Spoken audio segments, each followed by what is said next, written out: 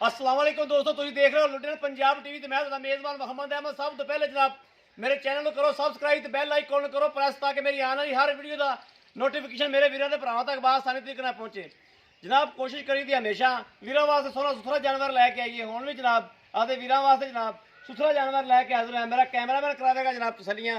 मेरे वीर वेखदे पे ने माशाल्लाह बड़ा लाजवाब दाना जनाब एक भरावां वास्ते गिफ्ट लैके आया। मेरे वीर देखते पे माशाल्लाह कितना सोहना खूबसूरत गान जनाब लाम शाम कद काट हर चीज़ की कैमरा मैन करावेगा इंशाल्लाह तसलियां और करावेगा पूरी वंड और बड़ा जनाब सील ते साऊ जानवर है माशाल्लाह। मेरे वीर देखते पे लत्तां माशाल्लाह चंगियां मोटियां चंगियां जनाब चंगा जानवर तगड़ा माशाल्लाह इंज जनाब जिवें मझ दी लत्तां होंदियां ने जिवें चंगा संडा होंदा जनाब और माशाल्लाह हाल तक 10 दिन लैंदी सून च हुणे ना मशका बनी फिरदी माशाल्लाह थब्बियां दा बहाना बनाई फिरदी है और काले जनाब सामने बड़ा छड़ घटोरिया की गांव और जनाब टोरा फेरा भी जनाब विखावांगे चंगा जनाब वैर करो जनाब नवाब टोरा फेरा है मेरे वीर देखते पे ने चंगा कद काठ चंगा टोरा फेरा माशाल्लाह खून पित चंगा माशाल्लाह वैर का खून पित भी मेरे वीर देखते पे ने और कद काठ भी देखते पे ने लाम तकरीबन 12 तो 11 तो 12 फुट माशाल्लाह लाम है वैर दी तीसरा सूआ जनाब खुंदी पई है हाल तक 10 दिन लैंदी है।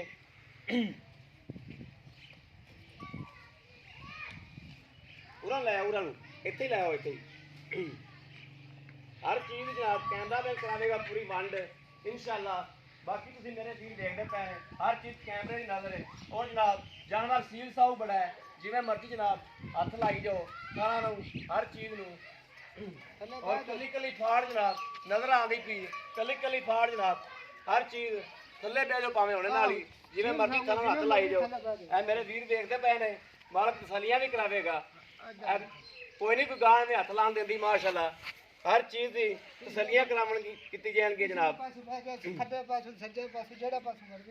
बड़ा सील साऊ जानवर है जनाब घट जानवर जनाब इहो जे लभदे ने बड़ियां घट जगह ते जनाब इहो जे जानवर होंदे ने इन्ने सील ते साऊ जनाब कले कले जनाब कली कली फाड़ कली कैमरा मैन जनाब बहाने दियां तसलियां करावेगा और पूरी इंशाल्लाह पूरा जनाब कली कली फाड़ मेरे वीर वेखते पे ने कली कली फाड़ वाह नज़र आती पी माशाल्लाह सोहना सुथरा जानवर है किस पास जनाब कोई कमी कताई नहीं और इंशाल्लाह इत्थे बहाना लावेगी जनाब जो इंशाल्लाह दिन पूरे करेगी इत्थे माशाल्लाह बहाना करेगी अल्लाह के हुक्म नाल पूरी तसली कराना पे मेरा कैमरा मैन काले थान लगे ने जनाब बड़े जनाब घट मझ नूं घट गां नूं काला थान लग्या हुंदा जनाब और पूरे मुठ मुठ दे विरल पूरी जनाब लोकेशन पूरी थणा दी और बड़ा ही लाजवाब जनाब दाना है अल्लाह के हुक्म नाल इंशाल्लाह जिदन सूवेगी उदन जनाब मुश्का बन देगी और 40 तो 30 तो 40 लीटर दुध देने वाली है जनाब।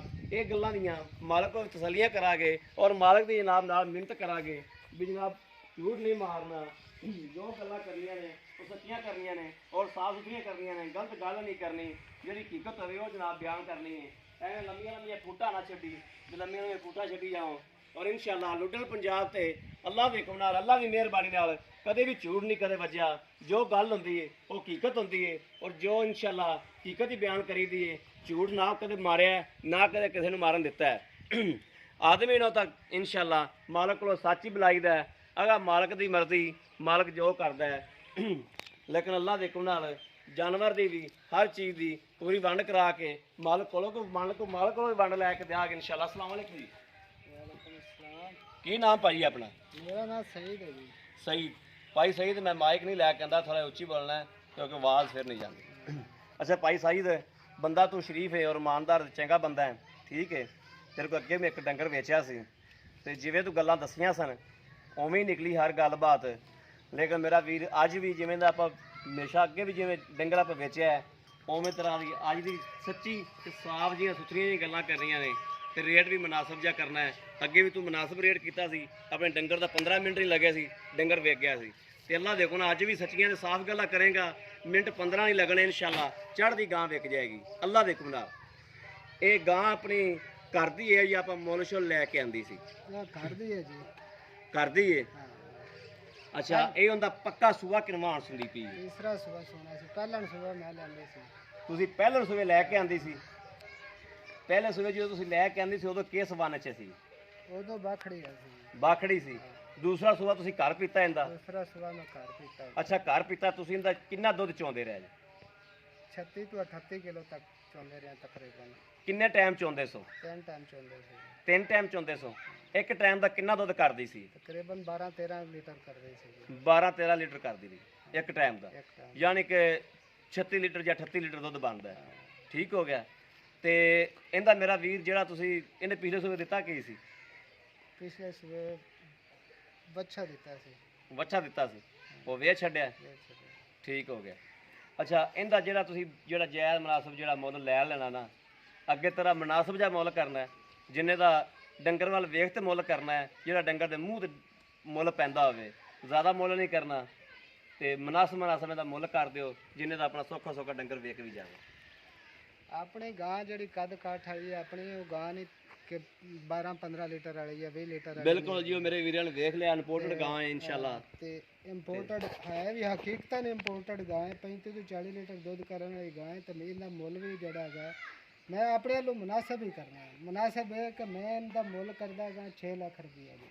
6 ਲੱਖ ਰੁਪਈਆ। ਇਹੋ ਜਿਹੀ ਗਾਂ ਜਿਹੜੀ ਹੈ ਮਾਰਕੀਟ 'ਚ 8-8 9-9 ਲੱਖ ਦੀ ਵਿਕਦੀ ਹੈ, ਲੇਕਿਨ ਮੈਂ ਆਪਣੇ ਵੱਲੋਂ ਮੁਨਾਸਬ ਕੀਤਾ 6 ਲੱਖ ਰੁਪਈਆ। 6 ਲੱਖ ਰੁਪਈਆ। ਹਾਂਜੀ। ਠੀਕ ਹੋ ਗਿਆ।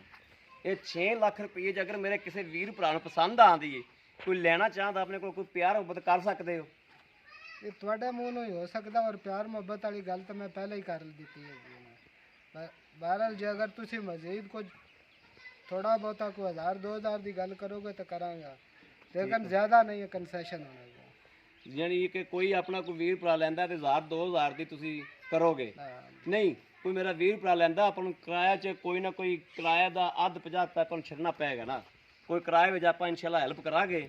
ਇਹ ਤੁਹਾਡੇ ਕੋਲ ਤੁਸੀਂ ਨਾਮ ਵੀ ਕੀਤਾ, ਮੈਂ ਇਨਸ਼ਾਅੱਲਾ ਵੀਰਾਂ ਨੂੰ ਆਦੇ ਵੀਰ ਕੋਲੋਂ ਧੱਕੇ ਨਾ ਕਰਾ ਕੇ ਦਿਆਂਗਾ, ਅੱਲਾ ਦੇ ਹੁਕਮ ਨਾਲ ਇਨਸ਼ਾਅੱਲਾ। ਬਾਕੀ ਅਗਰ ਮੇਰੇ ਕਿਸੇ ਵੀਰ ਭਰਾ ਨੂੰ ਪਸੰਦ ਆਉਂਦੀ ਏ ਜਨਾਬ, ਰਾਬਤਾ ਕਰ ਸਕਦਾ ਹੈ। ਰਾਬਤਾ ਨੰਬਰ ਹੈਗਾ 0307 00 15881। ਇਹੋ ਹੀ WhatsApp ਨੰਬਰ ਹੈ, ਇਹੋ ਹੀ ਰਾਬਤਾ ਨੰਬਰ ਹੈ।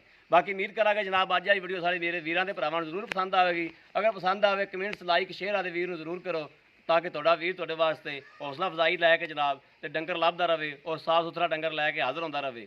ਬਾਕੀ ਇਸ ਵੀਡੀਓ ਤੋਂ ਜਨਾਬ ਆਦੇ ਵੀਰ ਨੂੰ ਦਿਓ ਇਜਾਜ਼ਤ। ਅੱਲਾ ਨਿਗਹਿਬਾਨ। ਪਾਕਿਸਤਾਨ ਜ਼ਿੰਦਾਬਾਦ।